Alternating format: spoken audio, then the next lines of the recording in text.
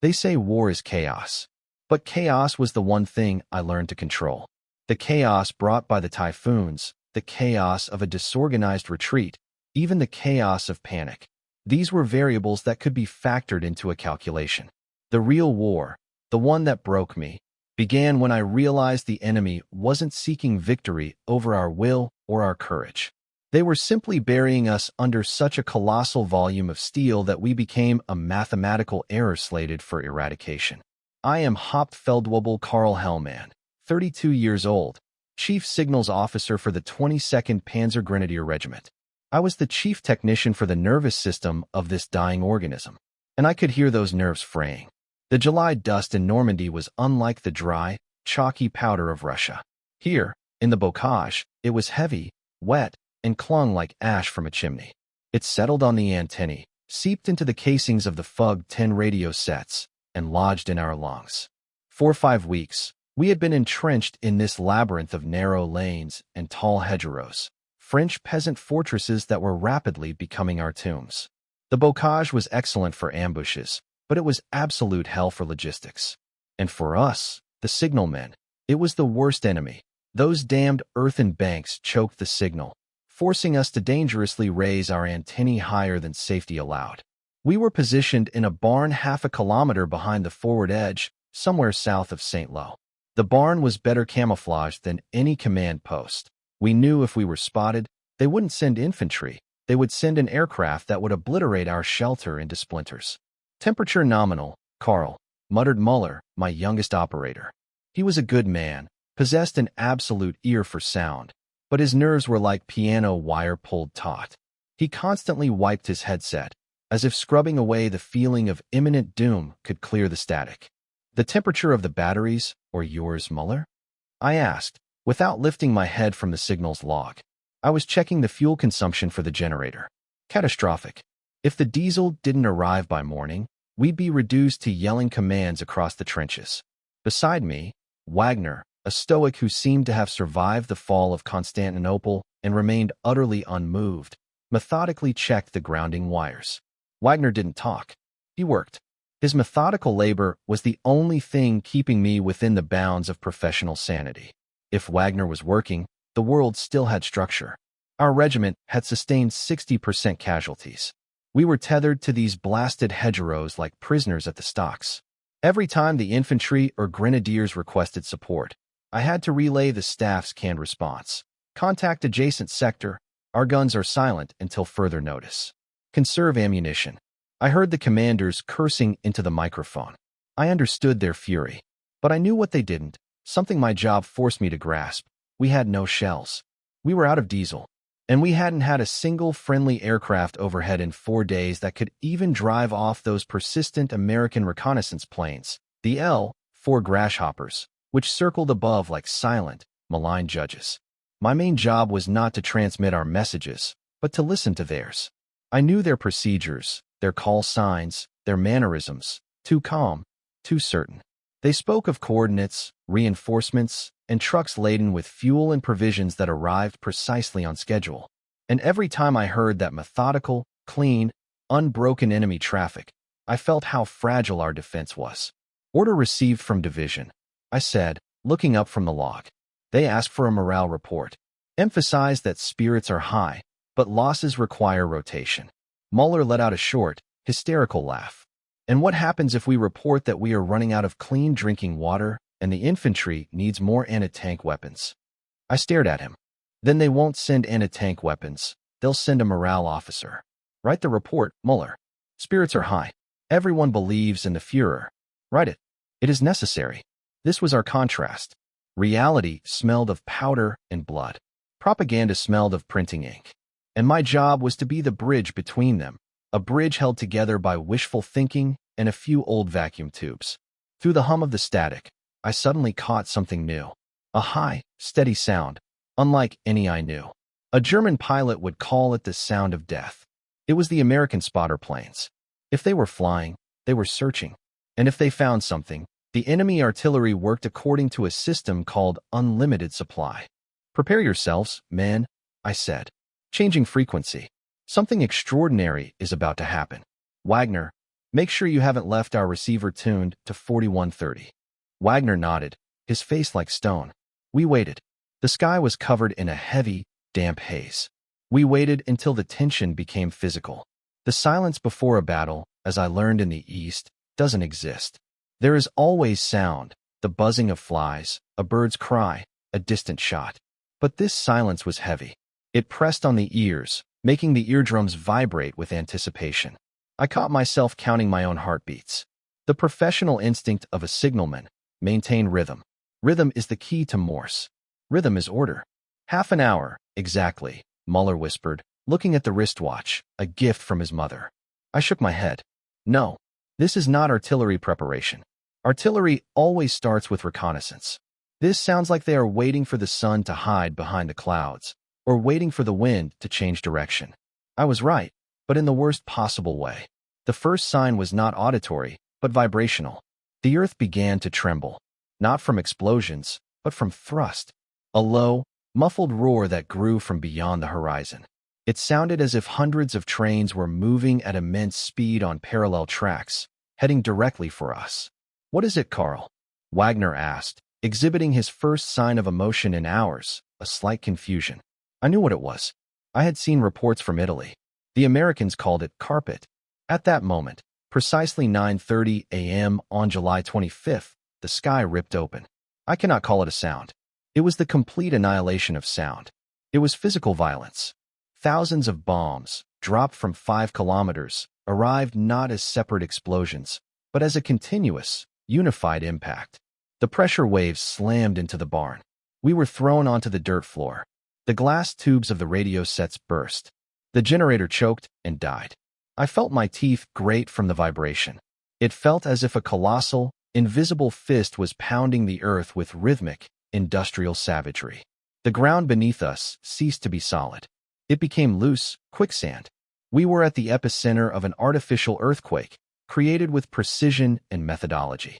Dust, mixed with splinters of straw, wood shavings, and the smell of hot sulfur, filled the barn. I couldn't see anything.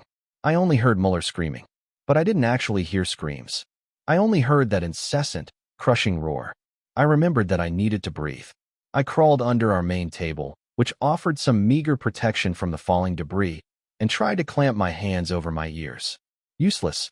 The sound penetrated through bone. It was inside my brain. It seemed to last an eternity.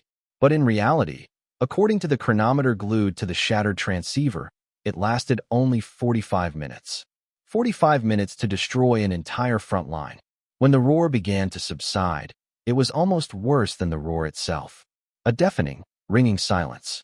And then, the falling debris, the sizzling of burning straw. Status. I yelled, feeling like my vocal cords were torn. Alive, Wagner replied. His voice was dry, like sand. Muller was weeping, clutching his head. Not from pain. From shock. I stood up. The barn was reduced to a half-collapsed pit. Wooden beams lay crosswise. But our table, under which the batteries and the main transmitter stood, had held. A miracle of engineering, or just sheer luck? I rushed to the apparatus. The wiring was severed, but the main body of the FUG-10 was intact. The generator was buried under debris. Wagner, I need power. Right now, I commanded. Wagner was already clearing the rubble. His hands moved with mechanical precision. We were signalmen. Our world was collapsing, but our machine had to work. 15 minutes later, to the accompaniment of secondary explosions, we managed to start the Torn. Fu. B1. Our reserve, low-power field radio, running on a hand-crank generator. The airwaves were pure chaos. And a ghostly silence. The main command post, which should have been 2 kilometers away, was silent. The 10th Company, which held the key intersection, was silent. The entire central part of our regimental sector had simply vanished. Not retreated. Not been beaten. It was annihilated. I frantically spun the tuning knob, trying to find a single familiar call sign. Only static, permeated by anxious American traffic. And then I caught it. Faint, but absolutely clear, a German voice. The channel of the 901st Panzergrenadier Regiment, which held the position closest to the maximum bombing zone. Hear us? We are under fire. We are being hit by our own. I repeat, our own. The voice was on the verge of breaking, drowned out by the rising noise. Muller clenched his jaw. He recognized the voice. They were hit. Our own artillery hit them, Carl. Muller screamed, trying to overcome the ringing in his ears. I knew it was possible. In the rush, in the chaos, due to an incorrectly marked zone or an error in wind calculation. But this was not an error. I intercepted a message from the same source, but this time from an officer. Where's the support? Air cover. We are being destroyed by fire. 300 meters too. And then the connection was cut. Permanently. I recorded the time and frequency in the log. This was not just a military tragedy. It was the beginning of the end. When your own internal chaos starts working against you with the same force as the enemy's industrial hammer, you cease to exist as a fighting unit. I tried to contact division headquarters.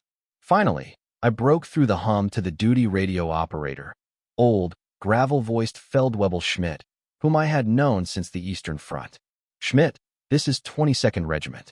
Report, Central Sector is dark. Coordinates zeroed out. What was that? A pause. Schmidt couldn't afford panic. He was too old for that. Operation Cobra has been initiated, Carl.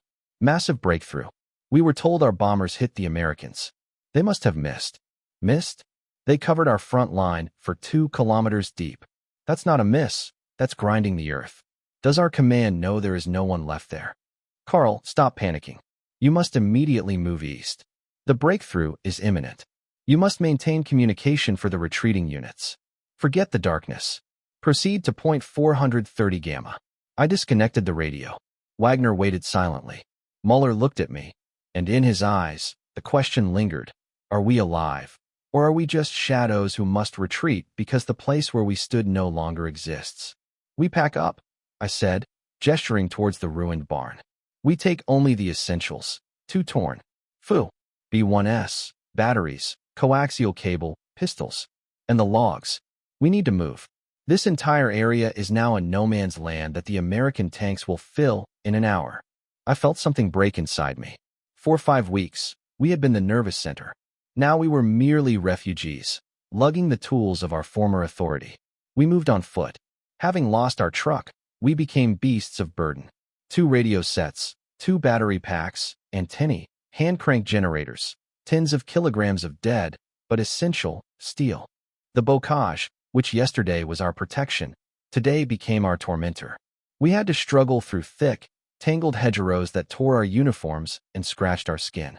The air was heavy and damp, and the ground underfoot was slick with mud and a strange, oily residue left by the explosives.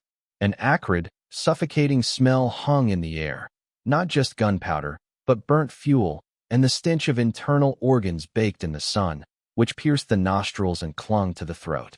We walked through what had been the position of the 12th Company an hour ago. There were no bodies. There were no trenches. There was only a deep, black furrow, filled with viscous mud, in which scraps of equipment floated. The bombs had mixed men, earth, and wood into a single, lifeless pulp. This was not a battle. It was an erasure. Our orders were withdraw and regroup to the southeast. An order that sounded elegant on paper, but in practice meant, run until you run into the Americans. We encountered a group of grenadiers. 4 of them. They were dragging a machine gun and were so shell-shocked they could barely speak. Radio man, do you know where to go? Their NCO asked, his eyes white with dust. Point 430 gamma. Regrouping. I replied, trying to sound confident. The Americans are already there, Feldwebel. Their tanks broke through an hour ago. They are moving without stopping. There are hundreds of them. I knew he was exaggerating. Not hundreds, perhaps 20. But for 4 exhausted soldiers, 20 tanks might as well be hundreds. Muller started shaking. He stumbled and dropped a coil of wire. I picked it up. Keep your head up, Muller. Panic is static.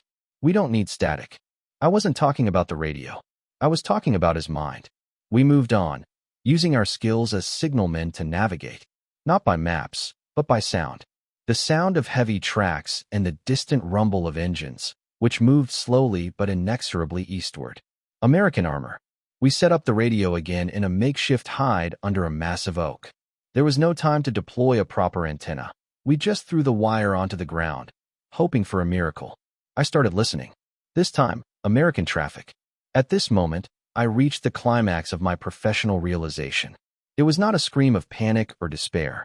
It was the cold, calculated statistics that I heard in a foreign, calm language. The Americans were not rushing. They methodically requested corrections for coordinates, reported distance covered, and requested fuel. I heard the commander of a tank battalion, callsign Cadillac, 6, reporting. Proceeded 12 kilometers. Resistance, scattered infantry groups. Awaiting refueling. Where is our air cover? And the reply, Cadillac, 6, air cover is directly overhead. You just can't see them. P-47s on standby, ready on request. Fuel in 1 hour. Proceed on schedule. I compared this to our reality. Our regiment had covered 1.5 kilometers in 6 hours, lugging radios. Our tank crews were promised fuel tomorrow, possibly. Our aircraft? Non-existent. If a German pilot appeared, he instantly became a target for 10 P-47s that seemed to patrol the sky 24 hours a day. I did the math in my head. My fingers, trained on the Morse key, counted not dots and dashes, but tonnage. 50,000 tons of bombs, I whispered to Wagner. That's what they dropped this morning alone. That's more than our entire annual shell supply in the West. Wagner nodded, his gaze fixed on the generator. Carl, their traffic is uninterrupted, Muller said, his voice strained. They are talking about 300 trucks moving on one road. 300. We waited for 12 for the entire division last week. This was the moment of revelation that I could never explain to the staff in Berlin. The war was not lost due to a lack of courage. We were courageous. We were professional. We clung to every hedgerow as if it were our last chance. The war was lost in industrial statistics. While we sat in this damp cellar, conserving every drop of fuel for the generator, the Americans, according to their own reports, were calmly delivering thousands of gallons of gasoline, fresh ammunition, and even, judging by scraps of coded messages, ice cream and cigarettes. They weren't fighting us. They were erasing us from the map through superior logistics. Their war was a clean, mechanical, merciless machine. Ours was a desperate, heroic, but hopeless struggle against an endless conveyor belt. I felt a glacial calm settle over me. If you know the math, you know the result. And the result was clear. We managed to contact the remnants of regimental staff again. The colonel was dead. Command was assumed by Major von Eschenbach, a young, fanatic man who, apparently, had never seen real combat, only propaganda films. He was furious. He demanded a counterattack report. Feldwebel Hellman, why have you not reported the commencement of the counterattack according to Plan 7A? I hesitated. Plan 7A was a joke. It called for an attack by 3 tank companies, of which only 3 actual tanks remained at this point. Major, at this moment, our positions are under direct enemy fire. We are attempting to regroup the remaining grenadiers. What counterattack? Silence, he hissed. We are being monitored. Division staff requires a report that will convince them we are not running. You must transmit. Reserves deployed, flanking counterattack commencing at 1800 hours. Breakthrough contained. Awaiting air support for decisive strike. I felt sickened. Major, if I transmit this lie, and division believes it, they may send the remaining weakened units to these coordinates. It will be mass murder. Do you dare to question an order? His voice, turned to steel, transmitted through the radio. Your job is communications, not strategy. Transmit the report immediately, Hellman. Otherwise, I will authorize your execution for sabotage. I looked at Muller. His face was pale. He was waiting. I could not disobey. Discipline was the last thing preventing us from turning into a band of looters. But I could execute the order professionally. Give me a few seconds for encryption, Major, I said. I took the microphone, pressed the Morse key. I transmitted the required lie, using our standard Army code. But I did it with one crucial deviation. Instead of the standard closing code, I used an old, almost forgotten, personal communication code that Schmidt and I had developed in 1941 when we needed to bypass censorship to report shortages of winter clothing. It was just one extra dot and dash at the end. The message meant, counterattack, 0. If Schmidt heard it, he would understand. It meant, report transmitted under duress. Information is false. Use it to cover a retreat, but not for an attack. I released the key. My heart was pounding. I had just become an accomplice to a great, fatal lie. But I maintained my rank. I maintained my rhythm. The sky began to darken. We had been moving for nearly a day, running on no sleep and fueled only by dry rations and adrenaline. We reached a small village where we thought some of our forces might still remain. The silence was deceptive. We sensed the Americans were near, but we couldn't see them. I switched on the torn. Phew. B1 again. I wanted to know if the lie had reached its destination and how Schmidt had responded. Instead, I heard a strong, pulsating signal that drowned out our frequency. It was a powerful transmitter, very close. Muller, jamming. They are close. Too close. At that very moment, a deafening roar erupted. It wasn't artillery fire. It was the sound of diesel engines and the clanking of tracks on asphalt. They had arrived. We were on a narrow country road. Around a bend, hidden by a thick hedgerow, a silhouette appeared. Tall, angular, an American tank. An M4A3E2 Sherman Jumbo. I knew our anti-tank artillery had been almost completely destroyed. We only carried one Panzerfaust as a reserve. The tank stopped right in front of us. An American commander, helmeted, with binoculars, peered out of the hatch, seemingly unaware of us. He was speaking on the radio, confidently, quickly. I heard him call out our coordinates. We are at Bison Charlie position. Village sweep completed. Awaiting infantry. Confirm we are the spearhead in this sector. I looked at Wagner. He stared back. We hadn't been discovered by direction finding. We had simply been in the path of their advance guard. Quickly, destroy the equipment. My command was quiet, but sharp. My hand reached for the transmitter. I started ripping out wires, smashing the vacuum tubes. It was an act of vandalism for me. My instrument, my life, my connection to the world, was being turned into junk. Wagner smashed the indicator panel with a hammer and flooded the batteries with water from his canteen. Muller, who had been weeping earlier, now acted with focused fury, breaking the casing of the spare transceiver. A minute later, we were unarmed, in terms of communications. We had been reduced to ordinary, dirty infantrymen. The tank slowly drove past us, narrowly missing our ruined position. The commander didn't even turn his head. We were too insignificant. We hid in the ruins of the nearest house. Our regiment was broken. Our connection to command had vanished. Our professional function had been nullified. We crawled into the basement of a ruined stone farmhouse, smelling of damp, decay, and something sweet, jam, perhaps, spilled during the shelling. There were 3 of us. Muller, Wagner, and I. We were silent. Wagner reached inside his tunic. I saw it. The torn. Phew. B1. An old, low-power field radio that Wagner had saved by wrapping it in his wet greatcoat. Weak signal. Short range only, Carl. And not for long, Wagner whispered, his voice barely audible. We were signalmen. We couldn't just sit and wait. I began to analyze. Our only hope was in the chaos we could create in their rear. I tuned to the American frequency using that tiny, miraculously surviving apparatus. I listened to snippets. Confident, yet slightly strained voices. They had broken through, but their logistics were stretched. I heard a key term. They were talking about Assembly Point C and special cargo. They gave coordinates. I quickly scribbled them on a dirty scrap of newspaper. Southwest, in a small grove. Fuel, I told Wagner. A whole tanker, and possibly a command vehicle. If our last few artillery batteries hit that target, it could delay the American breakthrough by half a day. Half a day? That was all we could dream of. Time for a few thousand men to escape the encirclement. The problem was that the transmission would take 90 seconds. With a transmitter as powerful as the Torn. Phew. B1. In an open field, they would pinpoint us. 100% certainty. We cannot use encryption, I said. It will take too long. We must transmit the clear coordinates. A death sentence, Wagner stated flatly.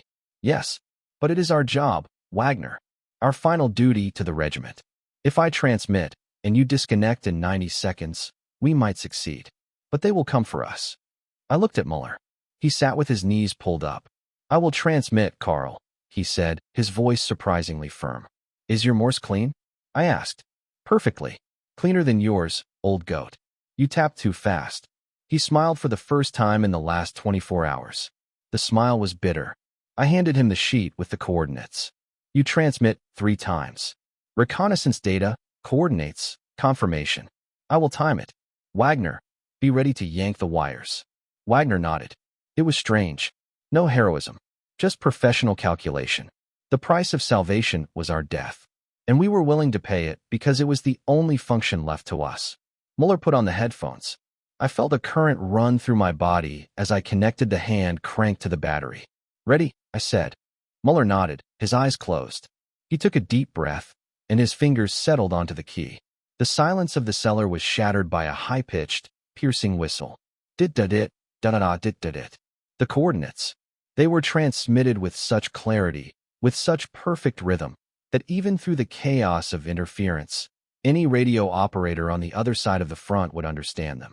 This was a message not from a frightened soldier, but from a cold, professional observer. I watched the clock. The seconds crawled by. 15, 30. Somewhere above us, I knew, American direction-finding teams were scrambling. They had trucks full of equipment that could pinpoint our source within a few meters. Muller was transmitting the second part of the message, assessment of enemy forces, fuel presence. 60 seconds. I felt a shiver run down my spine. We were arrogant. We were defiant. We were slapping them in the face in a way they couldn't ignore. Dit-dit-dit, da-da. 75 seconds. Muller was finishing. Target confirmation.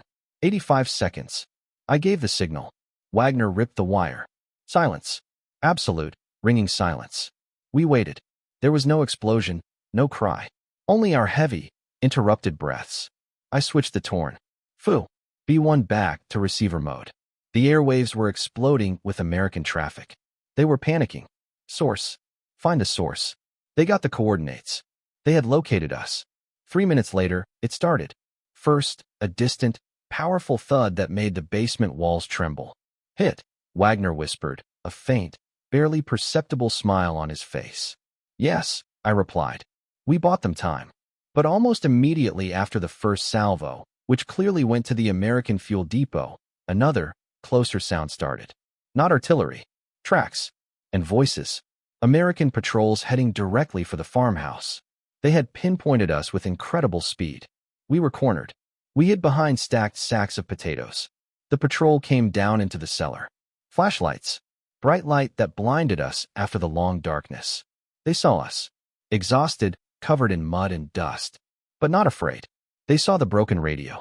A young American soldier, almost a child, pointed his submachine gun at us. His commander, an officer in a clean uniform, spoke in English. The radio. You are the radio operators. I nodded. I wasn't going to lie. The moment of truth was not about fighting. It was about accepting the ending. I stood still, allowing them to search me. They found my signals log, but they understood neither the encryption nor the numbers. To them, it was just useless rubbish. I looked at the American officer. He was clean, shaven, confident. He did not look like a man fighting on the brink of exhaustion. He looked like a man executing his work on schedule. My mind finally stopped operating in emergency communication mode. The silence I had craved for so long settled in. And in that silence, I heard the truth resonate. We didn't lose because we lacked courage. We lost because we were part of an old, feudal system that tried to counter industrial might. I remembered the calm voice of Cadillac 6, requesting fuel and air cover. They had everything. They had endless production. They had logistics that worked like clockwork, regardless of what we did. My profession, communications, gave me a unique, deadly overview. I was the nervous center that heard the heart of a nation stop beating. On that day, when thousands of tons of American steel crashed down on us, when I realized our own headquarters ordered me to lie to save face, and when I saw how easily an American tank drove through our impassable front, I understood. The war wasn't lost here, in the muddy bocage. It was lost when we failed to build as many factories as Detroit. It was lost in the supply accounting tables, in the columns for fuel and ammunition. I felt an incredible weight lift from my shoulders. The weight of the nervous center's responsibility. I no longer had to listen. I no longer had to transmit lies. I was a prisoner, but I was free from the mathematics of defeat. I simply waited to be let out into the light and taken to the people who operated this limitless, relentless machine. It was not defeat. It was completion. And in that completion, I found a bitter peace.